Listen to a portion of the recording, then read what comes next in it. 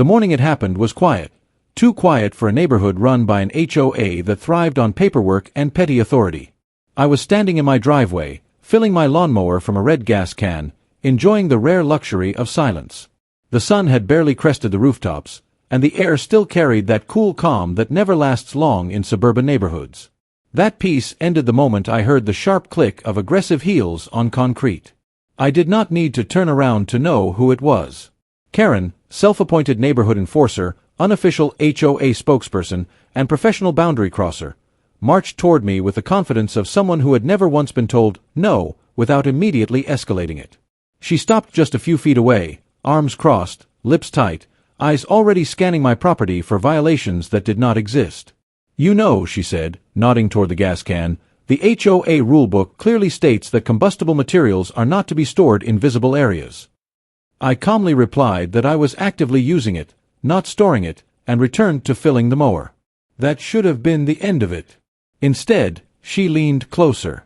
"Well," she continued, lowering her voice in a way meant to sound authoritative, "since you're already using gas, you can spare some. My car ran out, and it's an emergency." I paused. Not because I was unsure, but because I was genuinely surprised by the audacity. This was not a request. It was a demand, dressed up in entitlement. "No," I said evenly. "That's not my responsibility." Her expression shifted instantly. The polite mask vanished, replaced by indignation so sharp it could have cut glass. She accused me of being selfish, unneighborly, and, somehow, in violation of community values. I reminded her that gasoline is not a shared HOA resource and suggested she call roadside assistance. That was when she pulled out her phone. "Fine," she snapped. "I'll let the police handle this." I said nothing. I simply watched as she stepped back, dialed, and began narrating an entirely fictional account of events, claiming I was hoarding fuel, creating a safety hazard, and refusing to cooperate with a community emergency. I could hear her voice rising, fueled by the certainty that authority, once summoned, would automatically side with her. Several neighbors had begun watching from their porches by the time the patrol car arrived. Karen stood smugly with her arms folded, clearly expecting a public scolding, perhaps even handcuffs. The officer stepped out, professional and calm, and asked what the issue was.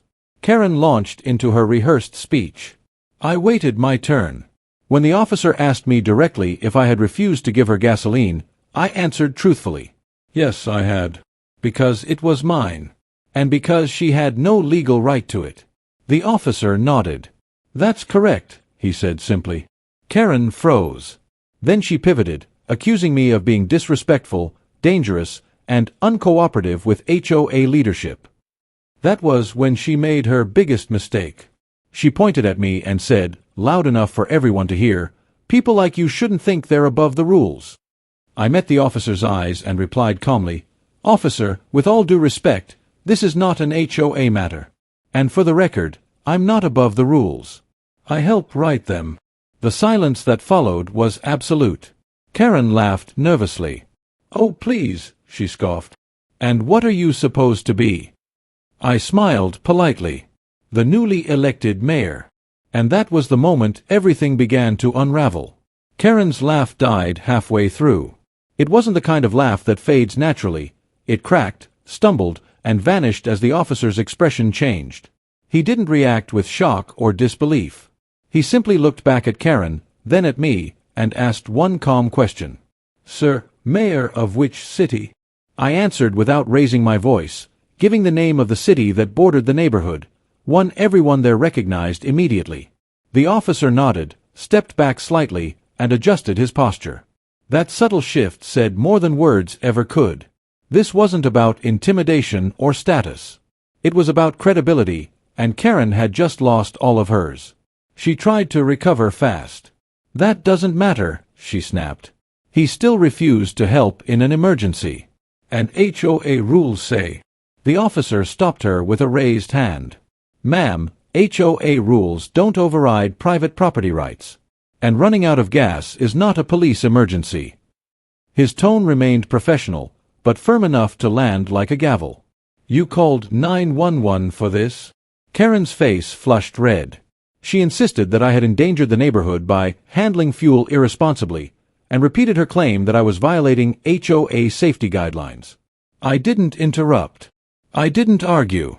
I simply waited while she dug herself deeper, listing accusations that had nothing to do with criminal law and everything to do with control. The officer turned back to me. "Sir, are you storing gasoline improperly?" "No," I replied. "I was filling my mower. On my property. In a legal container." He nodded again. "That's perfectly lawful." The small crowd of neighbors had grown by then. People who had watched Karen bully residents for years were suddenly seeing her challenged, and not by another homeowner, but by someone she had assumed she could dominate.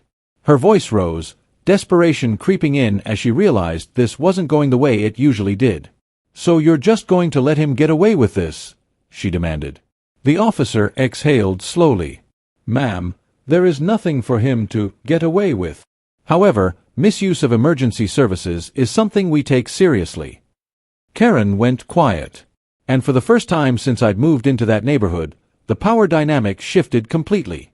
Karen didn't speak again while the officer finished his report, but her silence was louder than any outburst she'd made before. Her eyes darted between the neighbors, the patrol car, and me, searching for an exit that didn't exist. When the officer handed her a warning for misuse of emergency services, her hands trembled as she took the paper. This was new territory for her.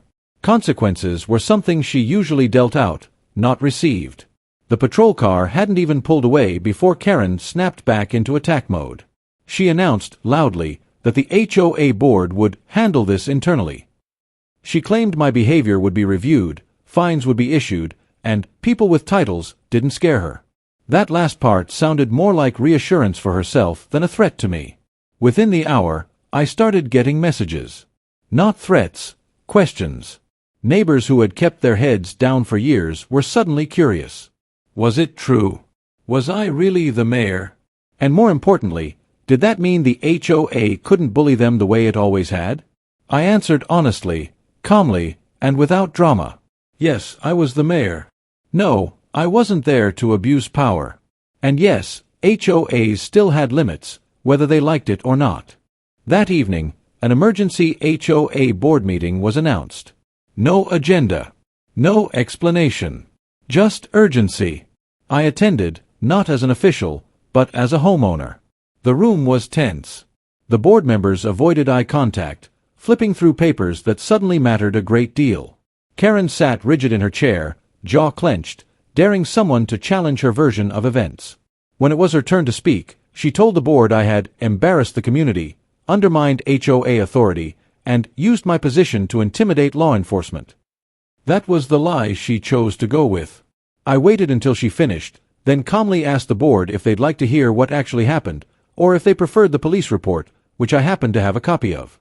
The room went silent again. Because for the first time, the HOA wasn't dealing with rumors or complaints. They were dealing with documented facts. The HOA president cleared his throat and asked if he could see the police report. I handed it over without comment. As he read, his expression tightened, not in anger, but in alarm.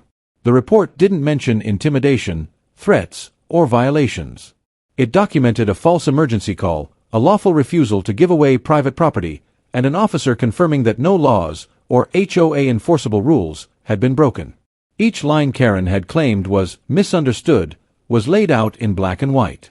Karen interrupted repeatedly, insisting the officer didn't understand HOA authority, and that the situation had been taken out of context. But the more she spoke, the worse it sounded.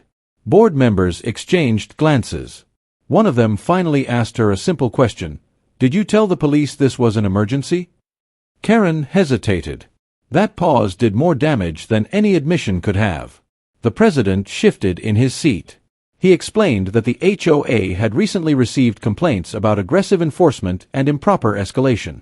Legal counsel, he said carefully, had warned them about personal liability, especially when police or city officials were involved unnecessarily. That was when Karen's confidence cracked. This was no longer about rules.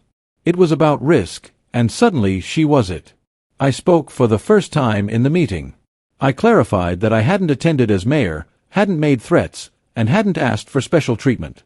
I simply declined to give away gasoline and let the police do their job. Then I added one thing that made the room go still. If HOA representatives continued to misuse emergency services or harass residents, it could become a city-level concern, regardless of who the mayor was. No one argued with that. By the end of the meeting, the board announced a temporary suspension of enforcement actions pending policy review. Karen was removed from her informal enforcement role effective immediately. They didn't call it discipline. They called it restructuring. But everyone in that room knew what it was. As the meeting adjourned, Karen stood up abruptly, knocking her chair back. She didn't look at anyone as she left. The hallway echoed with the sound of heels retreating, faster this time, less confident. And outside that room, something new had started. People weren't afraid anymore. The HOA's policy review moved faster than anyone expected. Within a week, a notice went out to all residents outlining new enforcement guidelines, limits on board authority, and a strict ban on contacting law enforcement for non-emergencies.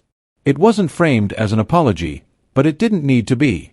Everyone knew why the changes were happening, and who had caused them. Karen didn't go quietly. She filed a formal complaint accusing the board of discrimination and claimed I had leveraged political power to silence her. That complaint made it exactly one meeting. Legal counsel reviewed it, compared it to the police report, witness statements, and recorded HOA minutes, and recommended it be dismissed immediately.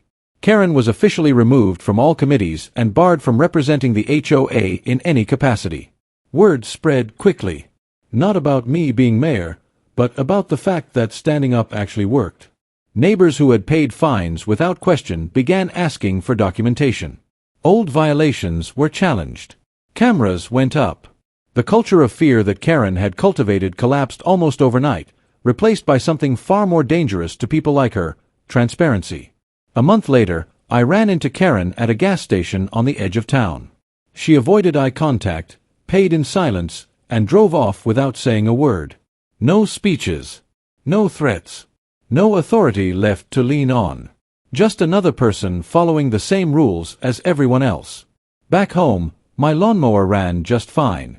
The gas can stayed where it always had, on my property, in plain sight, legally and without apology. The difference was that now, no one questioned it. Not because of my title, but because the rules were finally being enforced the way they were meant to be. And that's the thing Karen never understood. Power trips end. Accountability doesn't.